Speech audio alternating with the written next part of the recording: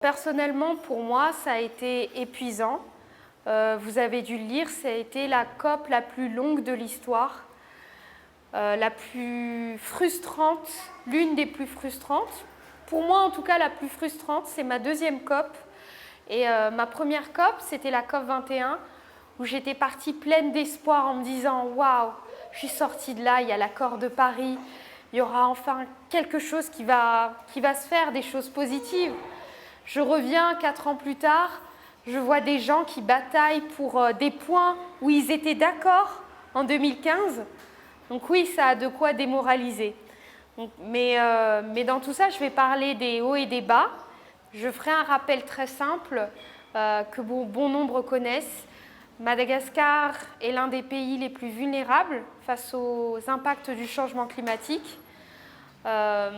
Un des plus vulnérables parce qu'il s'agisse de cyclones, de sécheresses, d'inondations, tous ces différents impacts qui sont de plus en plus forts, de plus en plus intenses, de plus en plus fréquents, sont dus au changement climatique. Selon les différents critères ou différents tableaux, on est classé soit cinquième pays le plus vulnérable, soit 8e pays le plus vulnérable. Dans tous les cas, on est dans le top. On est aussi dans le top en ce qui concerne la déforestation. En 2017, on avait été, oui, génial. En 2017, on avait été sacré champion en termes de déforestation dans le monde. On est champion en ce qui concerne les déchets. Pour rappel, Tana est la première ville la plus sale d'Afrique et la 3e ville la plus sale du monde. On est champion dans bien des domaines et peut-être la première question, parce qu'un journaliste me l'avait posée, c'était à laquelle je voudrais répondre et puis je vais peut-être commencer par répondre à vos questions avant de vous faire tout un exposé, ça sera mieux. Mais la première question qui se répétait souvent en fait et que j'ai vue sur les réseaux sociaux, c'est mais pourquoi aller à ce genre de conférences internationales, de sommets et tout? Pourquoi on n'agit pas avant tout sur le terrain? Est-ce que le problème, la question plus précise c'était, est-ce que le problème environnemental n'est pas avant tout un problème à régler à Madagascar avant d'être réglé dans d'autres pays? On n'a pas besoin de choisir faisons d'abord Amada avant d'aller à l'international.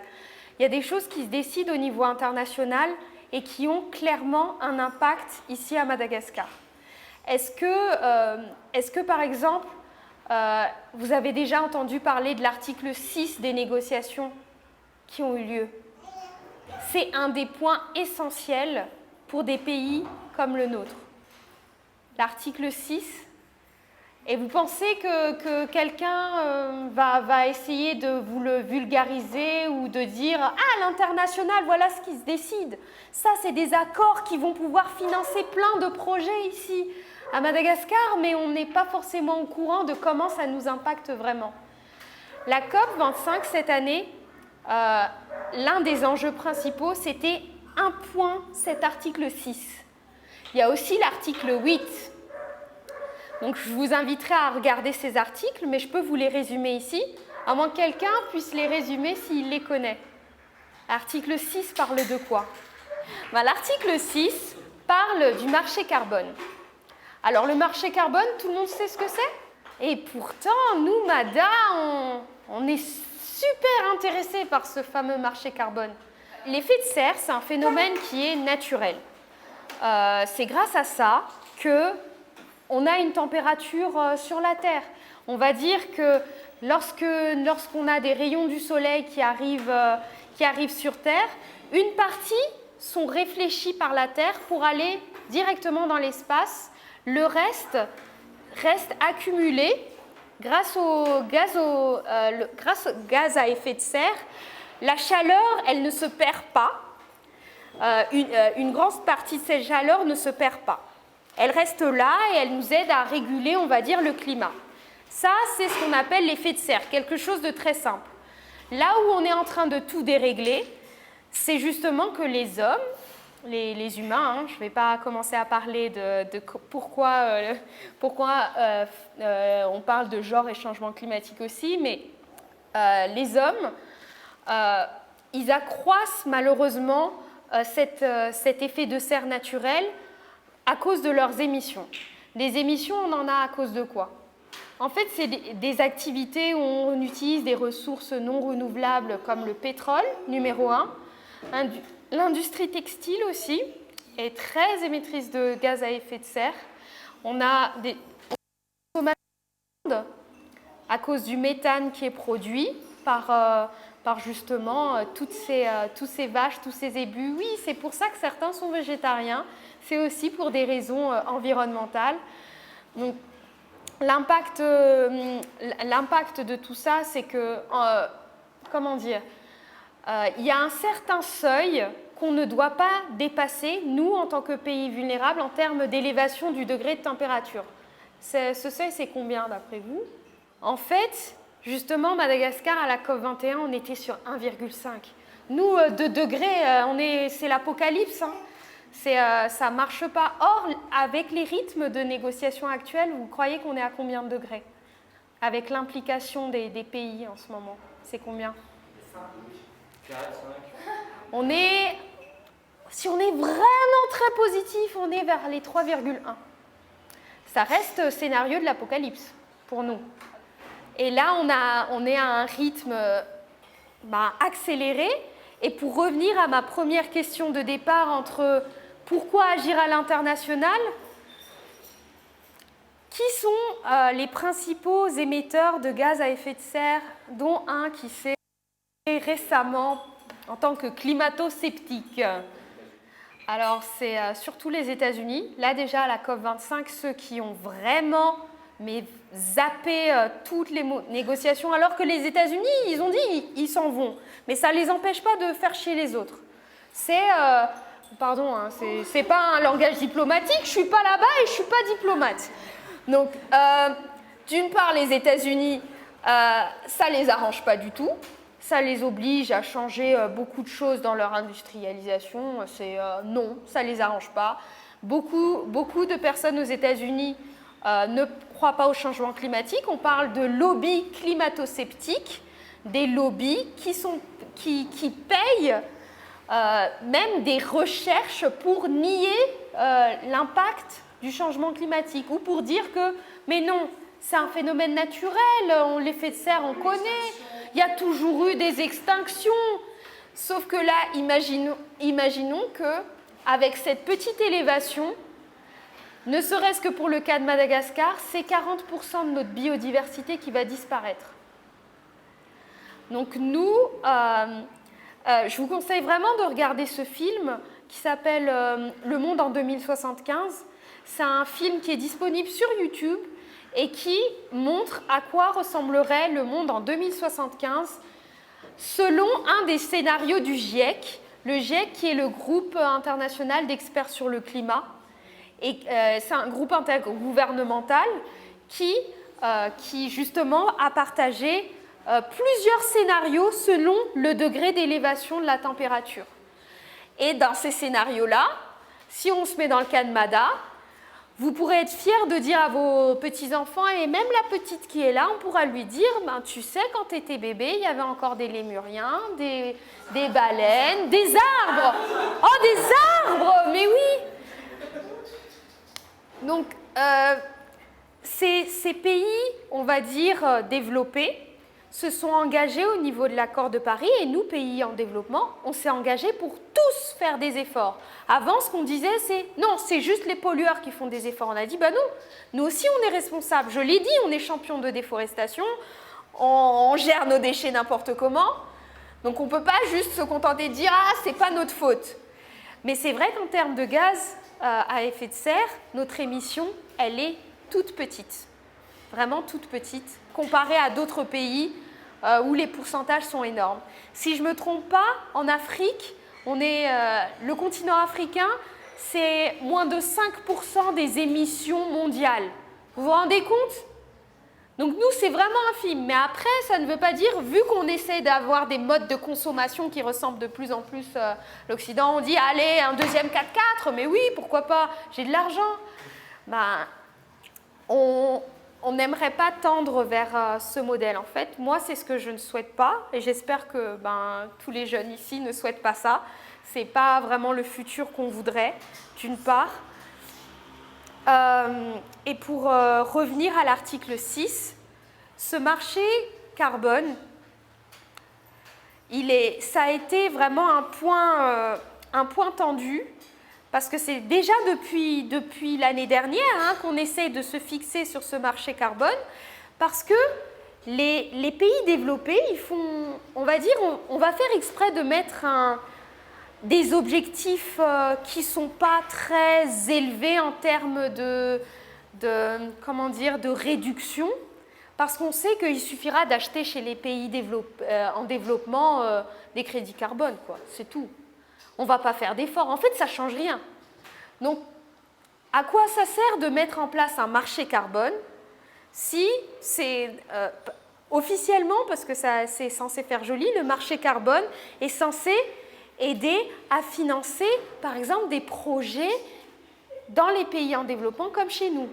Donc, quand ils nous achètent leurs droits à polluer, par exemple, on va dire ils ont le droit de polluer 10 tonnes, mais ils ont pollué 12 tonnes, et ils vont dire, bon, on a 2 tonnes d'excédent, je vais acheter les 2 tonnes à Madagascar parce qu'eux, ils ont le droit de polluer 10 tonnes, mais ils ont pollué que 1 tonne. Donc, allez, je vais prendre chez eux, je leur donne de l'argent, je vais faire, je sais pas moi, des projets de panneaux solaires. Voilà, basta. Est-ce que ça change quelque chose? Ça change quelque chose peut-être chez nous, parce que on a des projets de panneaux.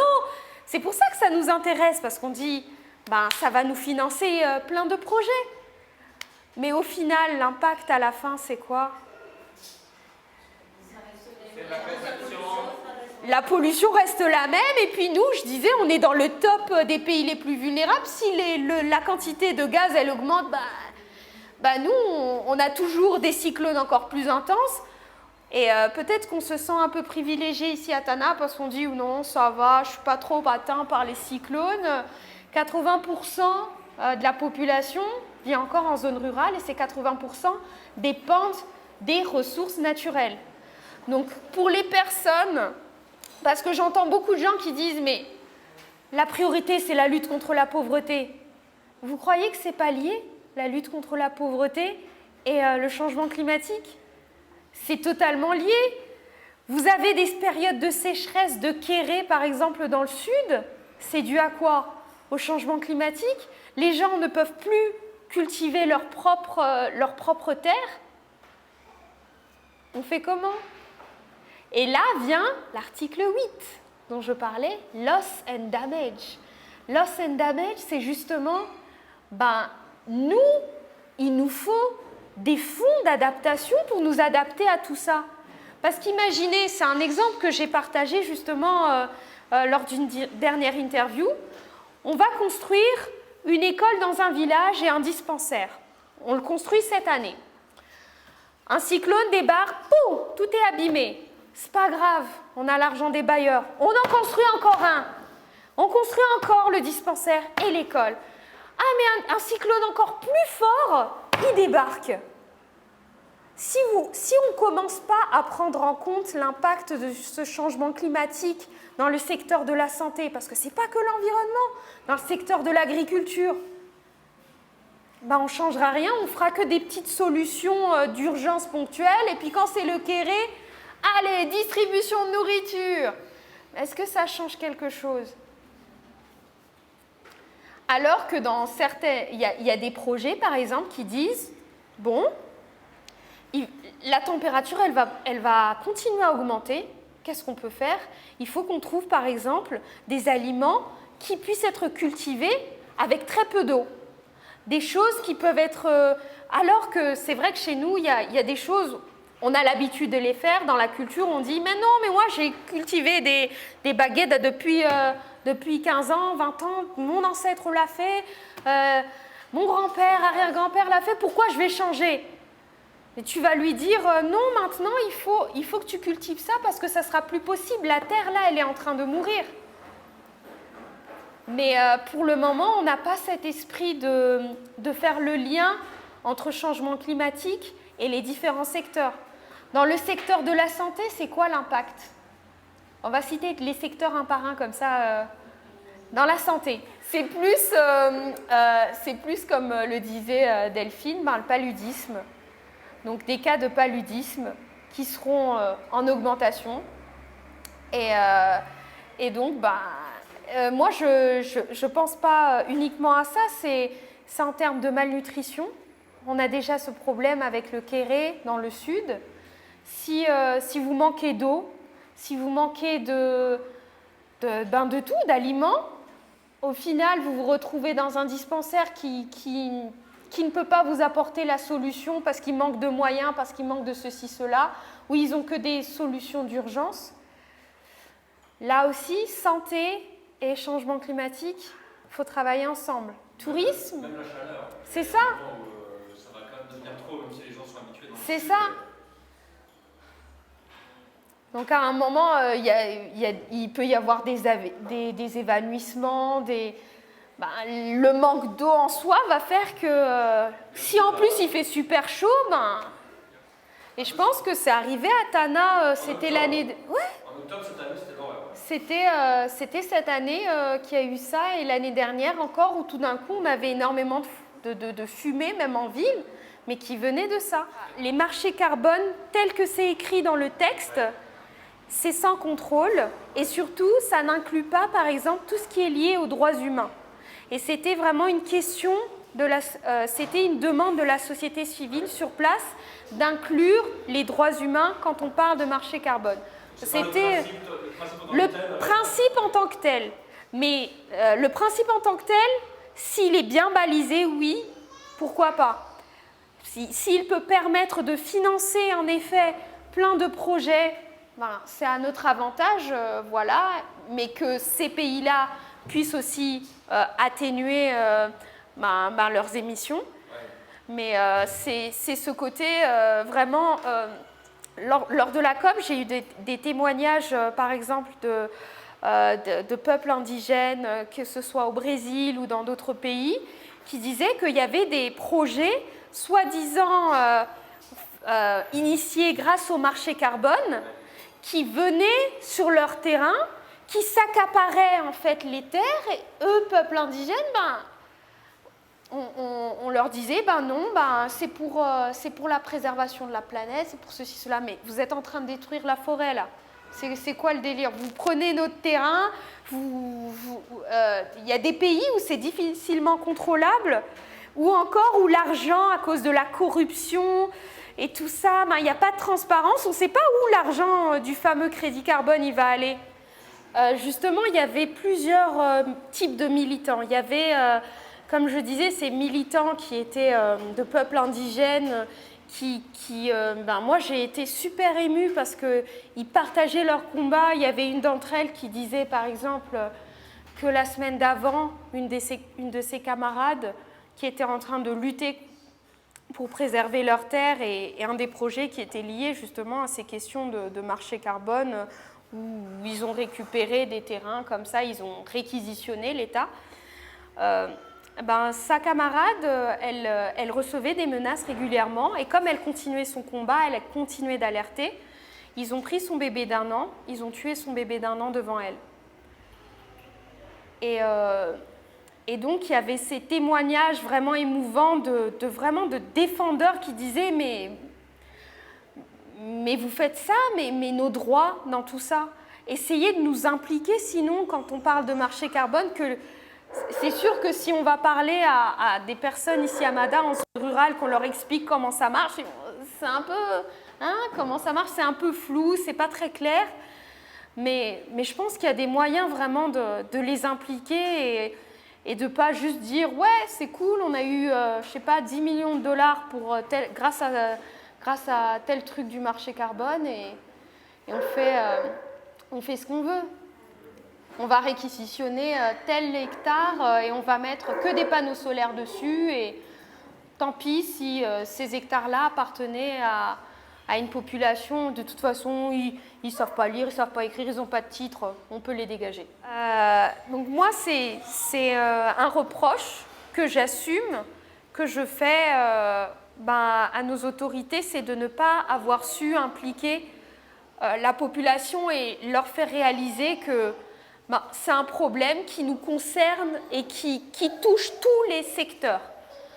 Je n'ai pas continué tout à l'heure par secteur, mais si on revient, on parle du secteur de la pêche, donc on a parlé du blanchiment des coraux. Il y a les milliers de communautés de pêcheurs qui dépendent de ça. Ils font quoi maintenant? Ils n'ont plus rien. Si on parle du secteur du tourisme, alors secteur du tourisme, qu'est-ce qui se passe? C'est ça?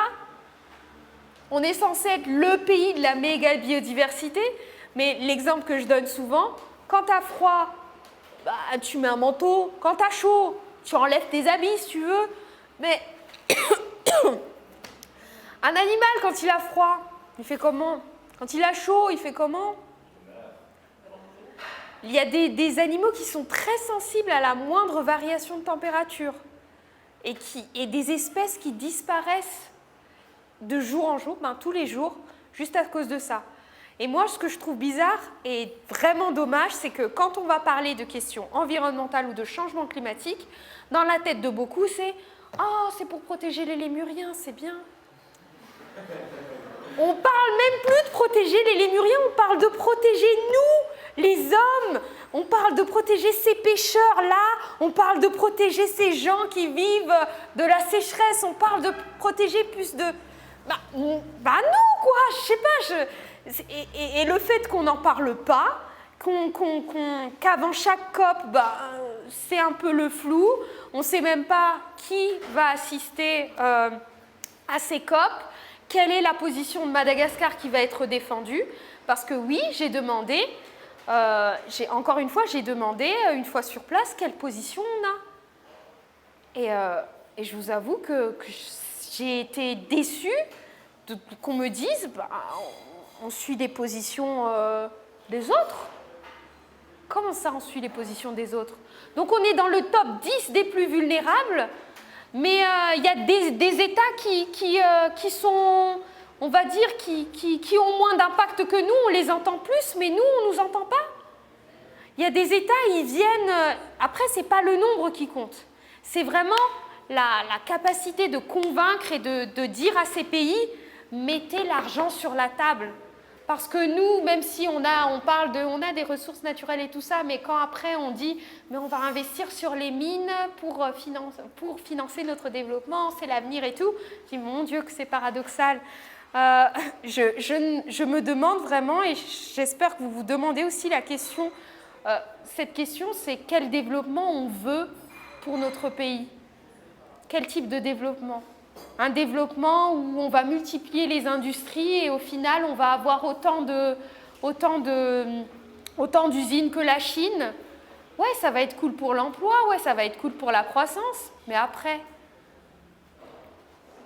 c'est même pas une question de c'est pour les générations futures, hein, c'est nous. C'est vraiment nous, quelle eau on va boire, quelle maladie on va avoir. Je repense à... moi, la COP, ça m'a vraiment rappelé cette expérience que j'avais eue en Chine, où j'ai travaillé pour une ONG chinoise, Friends of Nature, qui en fait m'a permis de découvrir ce que c'était que les villages cancer. Des villages où plus de 50% de la population a un cancer parce que des usines autour polluent à gogo et on dit oui, c'est la croissance, c'est la croissance. Donc nous, c'est ce qu'on veut maintenant, c'est la croissance, et c'est pour ça qu'on ne parle pas de changement climatique. C'est pour ça que parler de la COP, c'est juste, oui, c'est une négociation internationale où on a signé des choses, où notre président s'est engagé à ceci, cela. Ouais, mais parlez-nous aussi de tout ce qu'il y a autour et impliquez-nous dans le processus et aidez-nous à être plus visibles. Moi, les jeunes du Brésil, ils sont une dizaine, une vingtaine, ils crient, ils se font entendre. J'étais là-bas toute seule. Comment je peux crier? J'étais là, hey, écoutez-moi. À un moment, j'ai fait une conférence de presse parce que j'ai eu la chance d'aller à la COP parce que j'ai une accréditation et un financement de la constituante femmes et genre de l'UNFCCC. Femmes et genre, la constituante, on va dire que c'est un regroupement de la société civile qui est considérée comme une entité observatrice des négociations qui peut être là pour faire du plaidoyer. Donc on m'a choisi comme gender advocate.